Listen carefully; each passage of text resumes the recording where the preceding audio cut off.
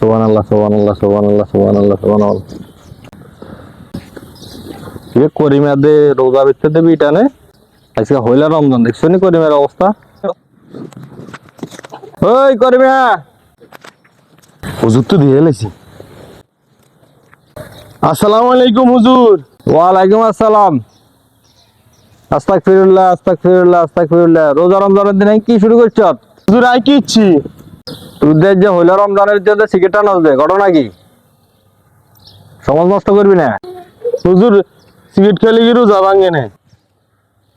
দেখেন মানুষ রোজা না রেখেও যদি জিজ্ঞাসা করে রোজা রাখছেন কিনা বিভিন্ন অজুহাত দেয়। যেমন সিগারেট খেলে রোজা ভাঙে না।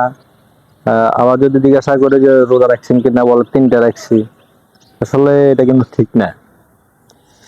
আল্লাহ সবাইকে বোঝার তৌফিক দান করুক। আমিন।